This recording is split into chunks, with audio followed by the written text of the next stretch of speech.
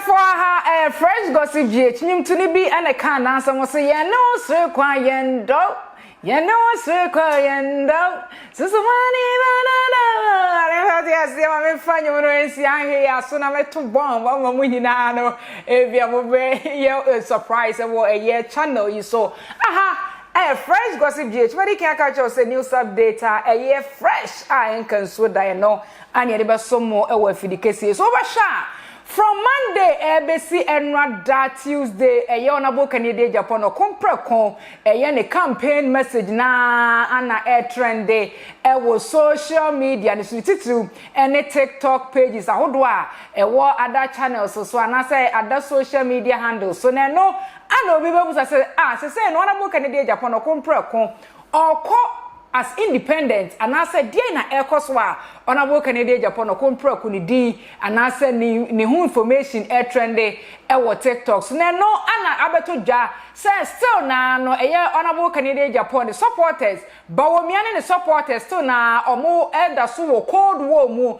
to encha ni na primary sa e course so MPP amanyoko ni na mu ko yaba Ediama announced I'm going to about the Frankatuni Ediaba party right after a super delegate congress about honorable Canadian Japan or compre Kobema ba a babontain ebe issue star statement we say Obama and another showdown Bawumia showdown ye defeat what ko realm November 4th ekwoto aba ediko yi His Excellency Vice President Dr. Alhaji Muhammad Bawumia right after election near him say Kasumbia Kruwana nanka both sides Bawumia ne Canadian Japan no supporters be coming together na nkomo aye ba ko the campaign chenchirenche pa hyehyɛ so ahead general election e be cost na me yadoma 2024 na so enye no ana enemi ye wo be ka say asona ka chire evidence ni prove ben ana wonti a wo say still na no Canadian Japan ne Bawumia they are still in the cold war omu beef ana say omu pinche ne basabasa na si omu ntem ne tuntwa ma analysis bu ha say obekaya right after the election NPP 4 ekoye to abayi Frankatuni edema party afze Frankatuni ne His Excellency Vice President Dr. Alhaji Muhammad Bawumia the new elected flag bearer of the new patriotic party right after Asaba to no honorable Canadian Japan or compre konkayi name senka honorable dear eba NPP mu pa de anka NPP da nakoma so right after 2016 bobra na His Excellency Nana Danko Akufo-Addo na wo pe se obeye Frankatuni de ama party na yeto ne so abakro nya power no de ma party be Frankatuni e de ma party no hwemmodem ba honorable Canadian Japan boy yes se wo be force ma Nana Danko Akufo-Addo aba be president e de amoma nkokro Ghana sanso na 2020 ye hune modem bo na so obi beka say 2023 dia say ye hu right after say Bawumia ye choosing no as flag bearer for the new patriotic party no ana pe analysis ne pe investigation information bi no abeto just right after super delegate congress abatwo ye di realm November 4th omkoto abedi Bawumia as the elected flag bearer of the new patriotic party no ye hu say honorable Canadian Japan no compre kon one ne campaigners ne supporters na omutai na chi ma ode kwakwa pre akwakwa Frankatuni di ama party right after election ye nya huomo say bi o ma ba bontia na say radio stations TV stations platform bia eboa ma ye spreading news to the public no ye hu say honorable Canadian Japan no compre kon na chi typho any on akasa mu akwakotena so ye campaign de ama NPP amanyoko ni titu ne bra His Excellency Nana Danko Akufo-Addo ya to ne so aba so me Frankatuni enfama party ana abeto ja say honorable Canadian Japan the supporters ni ye we na echi na Bawumia so supporters su twa wan kona omo so abo mu team po say there is no way on be boa ana so on be force say honorable Canadian Japan no compare kon supporters no omo meka Bawumia no supporters no mu nya adwuma ahead 2024 January election no ana na ba bonten say global information analysis by channel bi ana say some we bia ye de to aba ahead of 2024 January election ye so ye modern ahwe ye so ye yahwe say so senkene 2024 January election about one ka Ghana for na pie so mo kwa about abonten akwa akoto aba e de yi president dia mo man konkro Ghana between Bawumia John Dramani Mahama Alan John Kojoche Matene other political parties no leaders between Sankrofo we nyina no why ana nka ombeto abama na wo social media no so de da ho say ye former president John Dramani Mahama ana say no da bia da wo hwiri edi kan na hwe Bawumia so the vote wonya ewo global info analysis no website one na de bia no eye ni vote ni decrease ko from anhwe ye kwa na e bia eye Alan John Kwadwo mate woni na fa front party ni kura timi aba be sign eye Vice President Dr. Alhaji Muhammad Bawumia ni na ade dia dance say sir after the Super Delegate Congress about 12 and November 4th about mkoto ya finally no eye Vice President Dr. Alhaji Muhammad Bawumia ebe Frankatuni Dima party no still na a cold war na ana rainy between Kennedy Japan supporters and the Bawumia supporters no ana say ntia yete kwa say Vice President Dr. Alhaji Muhammad Bawumia stations be and as a platform be during the campaign and I say during the primaries and whatever to aba Frankatuni Diama party no station meetings on my FM ne 2 Ash FM my on abo Kennedy Japan no compare kuni station any media personalities be to say Dr. KK wofa KK kwabna kwache odi form o mo ye adwan wo Ash FM no sign sebio kwan a no mo fa so ye campaign e de mo na abo Kennedy Japan no compare kuni ntino Bawumia ebeye elected flag bearer of the new patriotic party no Blacklist stage when some media personalities individuals no supporters bia na omo support say eye honorable Kennedy Japan no kompreko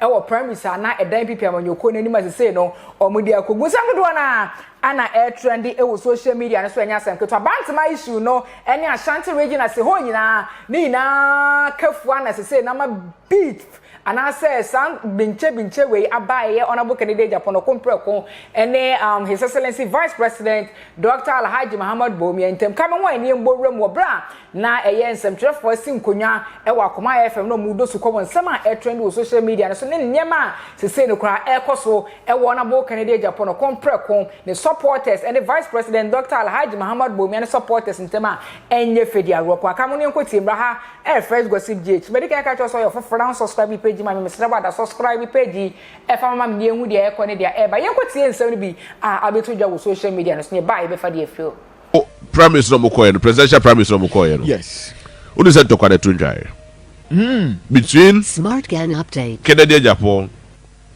and Dr. Bawumia unu se tunjai minim so ma come myself dabi oh I see people within the camp of Dr. Bawumia are still most of them are still in loggerheads with people within the camp of Kennedy Japan. Wow.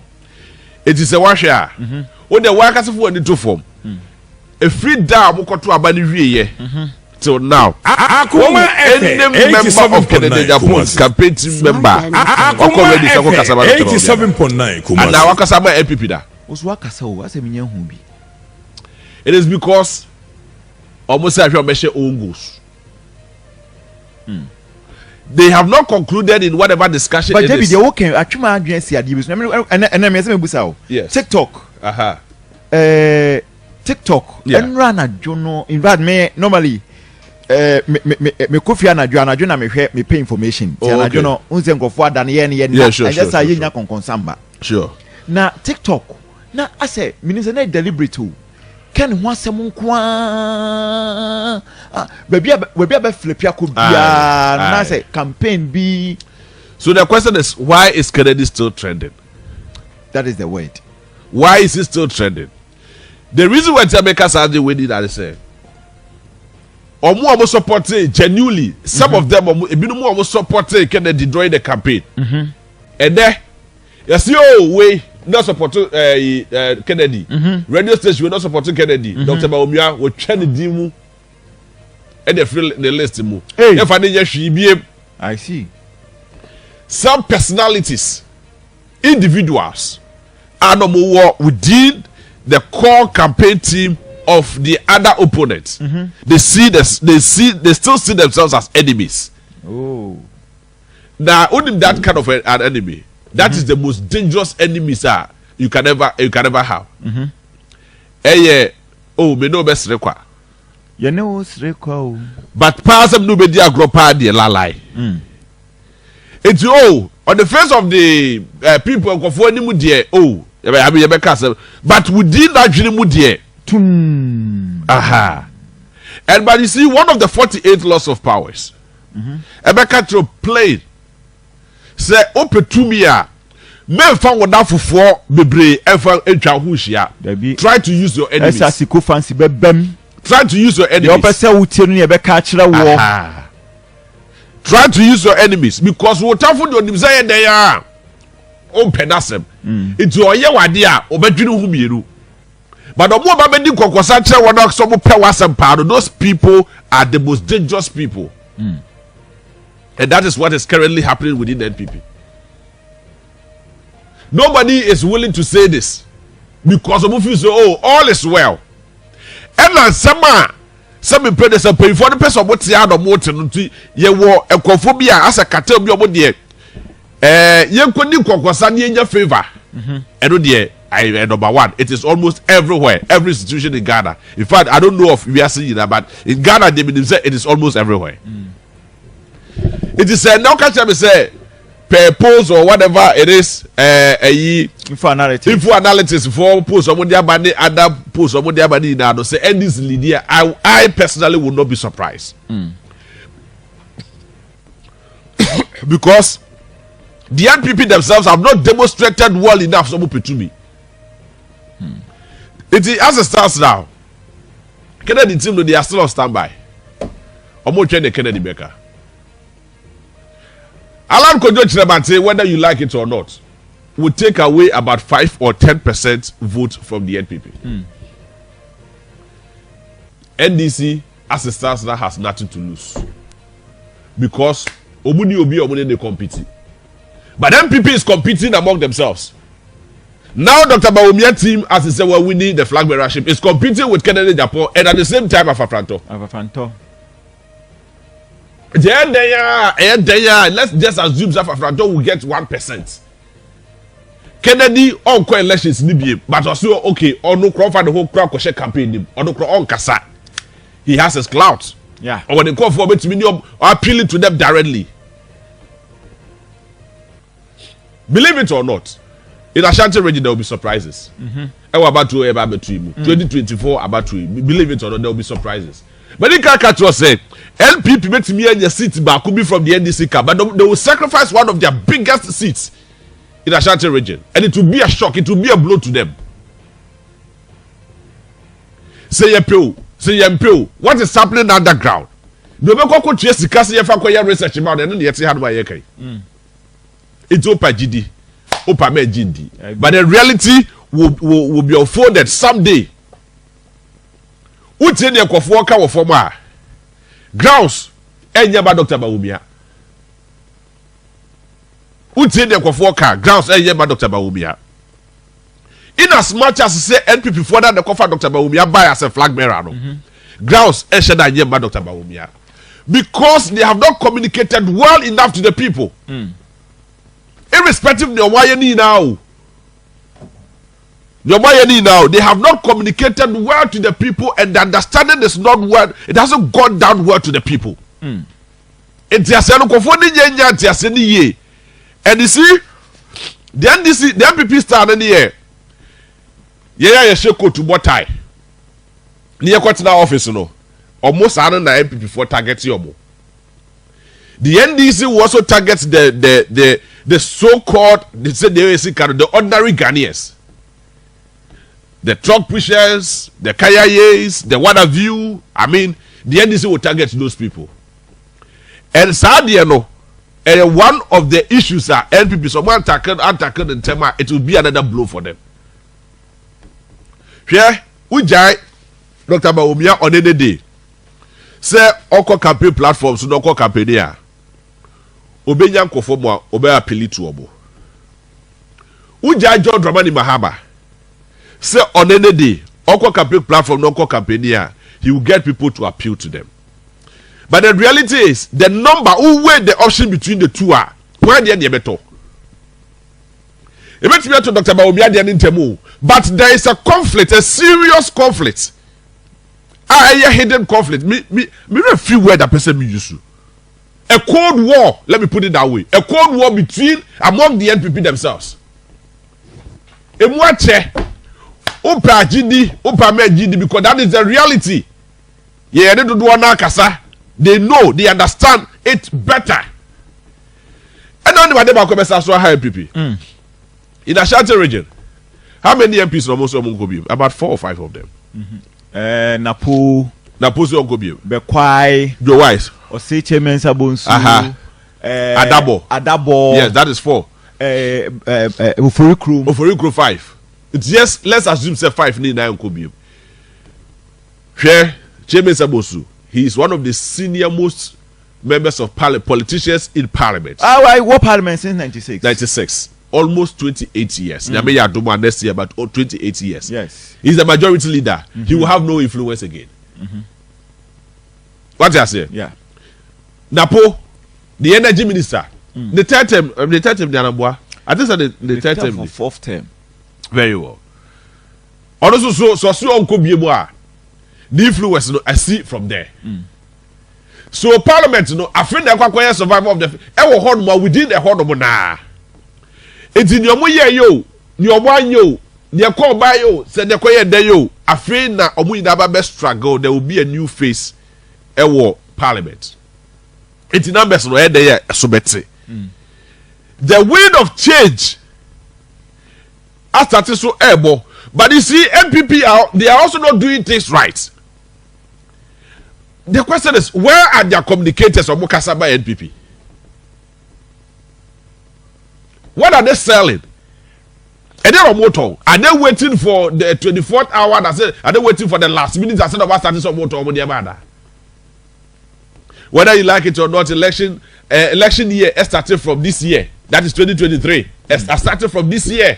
Next year there will not be any serious business than politics, and that serious business na enkoso afraid na akwakoto dem awo na mind you say any abami obeye obetraso beye any project bia within that election year the aba no be fail obelusu. You know why? Kofon beka so de omadwe edi agro ade no anye na enra na obeye nende, especially when agenda si ho no ma no maka ho asem na. So the simple question is, are there now ne? So if the NPP you are doing some person breaking the 8 into send your work now, and the marketing kitty boom. At the time the NDC were losing the elections, we had babies with sharp teeth, Jenya Homaswa Kasabi, you know, we can just mention some few names. Omo Kasa Chagan of War. It's as if say the Ghana here will amomo. They saw their smoothness level. Omo hunu say Ghana for the Kasai. And yes, some Swahili your friend say Somalia for the Kasai. Who say Ghana for the Kasai? And a similar thing is happening within the NPP. A similar thing is happening within the NPP. And that is also a dangerous burden. Say from this time, someone started correcting those in the marketing, kitty. That they will sell Dr. Bawumia, who is a fine gentleman, who is very but to me, yes, salable. Nobody will buy him on the market. It doesn't mean that he's not going to get any vote. Obenya the vote in Obenya, but do vote to me there with the elections. Yaka, a lot of factors will come to play. A lot of factors will come to play. I know they run next year, we will have time and talk about those factors. But the approach that you see about better say, yeah, 24-hour economy and digitalization or digitization. I mean, that is not the board of contention. 24-hour economy, why even the NDC, some of the NDC members from community say, some of them, they don't even know how to explain this whole concept, this whole ideology. Most of them, the same way, and about the digitization, that most of the NPP people do not even understand how they approach wrong. They don't even know how they are going to talk about it. It is one person who train you, to me appealing to the conscience of the people.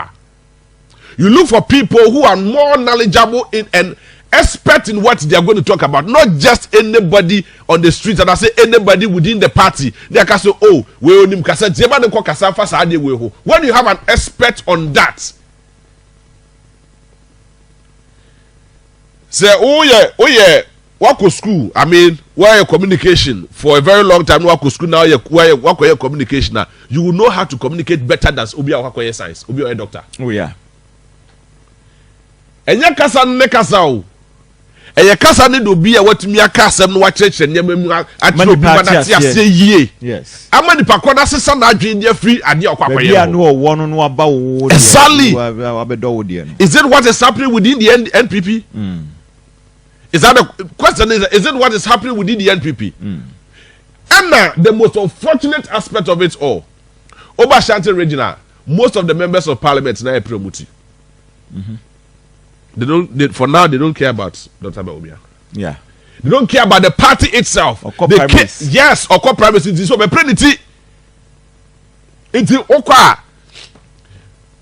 and it is one of the reasons why our party directors are the buy. Yes. So behind your campaign. So now can come this yeah. That can you not even see even 2/3 of members of parliament or move free MPP so make parliament. Oh, na say na omo be pass bill ya. Omo approve budget ya na akoye a friend say na MPs be in parliament. Exactly. Oh, they say. Eti you no be any say obe predicti because we did one work kakra bia even though obetumi win or winning primaries and they automatically will win as a member of parliament. Yeah. But enya sa fa ba no. And sisi ababia kwakoye no, most of them will have a very heavy contest. They are going to get a very heavy contest and a very serious contest. It is a minister. That's a double as a member of parliament. You should be prepared enough. Say some person retain you sits in there, then you need to prepare yourself well enough before somebody to be here. Here is one case, Bantima as a case study. Bantima, Minister of Works and Housing.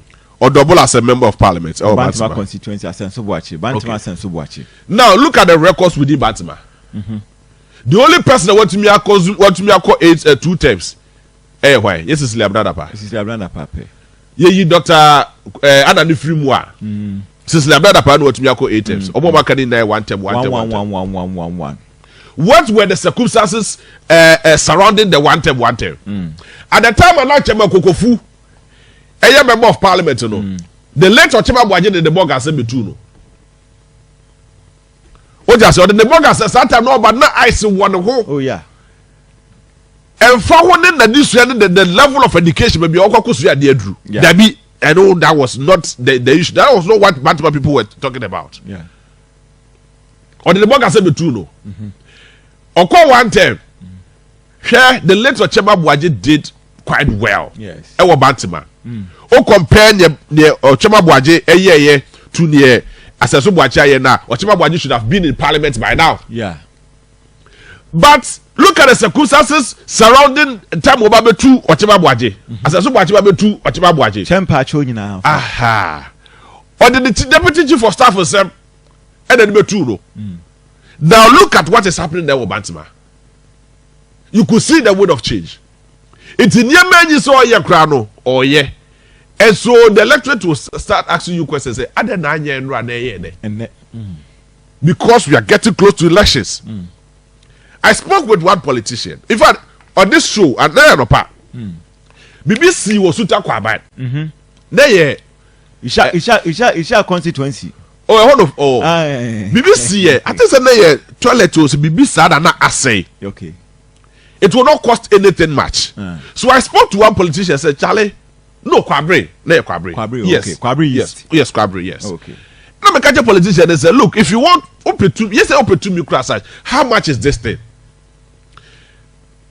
Off air. What do you catch me? Say me yen sisi amaona. I bat to the dua. Me fee. It's been quite easy. Me came about what time I saw. I fresh. Yes, fresh in their minds. Or the campaign. I said, okay. The same thing as you were a pray. Similar thing as you were a pray. Yeah. It was an on-air discussion. Then I followed it up off-air discussion. And it was a similar explanation. It is deliberately, no, the politician will look at you and see, say, look, me share more break a crack. Na me baba bua last minute. Ba man na kabe who's still na old break. Yeah. And gradually this narrative has started with the minds of the people, especially more betuaba. Yeah.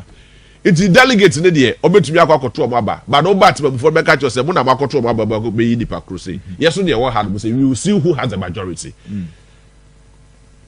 No doubt NPP in this region is becoming unpopular. Believe it or not, in their own region, in their own stronghold, they are becoming unpopular. Whoever will tell you say NPP is popular in Ashanti region, it is just by word of mouth. And but if you go down to the people, now starting your surveyor, a lot of people are telling you that they are not going to vote. And when the other party started setting in, it will not set in favor of the NDC, it will set in favor of the NPP. It will set in against the NPP. Because the NPP is not going to get enough vote as against the NDC. NDC the only day. Share. NDC ni NDC ni asema ohu. Enyo mo abatu ohu. But NPP ni NPP ni asema ofa nkoto aba. Unim sa? Say NDC ni NDC ni asema emfa ho betwini na bomu ende no makoto mo aba. Just to win power. But NPP ni NPP ni asema e beg things NPP ni makoto aba. EBS pay 2012 and of course 2008. And we saw it was so clear. And that is a similar thing at Ebabesi 2024. The NPP should set up if they want to win power. But the truth is that opasem there ubenya sem there opasema the bitter truth you get it still na beti that for some way be ana trendy it was social in the media and so it's all about politics, entertainment, gossip kakra and education kakra sene bia you who the echo any their air but yes say the Vice President Dr. Alhaji Muhammad Bawumia right after the primaries of the New Patriotic Party now more to abadia Frankatuni and the ama a party no right after say Bawumia you nya about 20 years say Kim some media stations new media houses go now more campaign the ama ye honorable Kennedy Japan or compre kuna say the some media stations and some journalists who do no so ye campaign the honorable Kennedy Japan individual supporters no more support honorable Kennedy Japan or compre we say the okopiemu e wo Vice President Dr. Alhaji Muhammad Bawumia ne false wa blacklist wo mo atwitwa wo mu din kra e de afri e ne fa mu na koma mu ni tiri mu ni mu adem nyina mo say de ono mo to kwanta ma paisan said during the primaries of the New Patriotic Party some crofo we e dane o ma chi ma na ko support e honorable Kennedy Japan or compre what is actually going on e wo e NPP amanyuko me twa wo comment our comment section as say ne be ya yenso ye beto ato adwene hu de echo ne de eba 2024 January election is right after wo kona ha enche na ye na ebokwato abade president e de ama man konkron Ghana nenso nsem ne de dan da nyina no se eba e wo social media so titiru pa ene NPP abanyuko no bro mo so mo de o ma si o ma dwe mo po se breaking the 8 no omu be break ni nyame yadoma 2024 na nsem no so de dan da nyina no eba e wo social media no so ha na de nsem nyina be si di no eba kope asona ka etire adwa kromu ene de mem tena se na me do su ko nsem a e trend wo social media no so makraw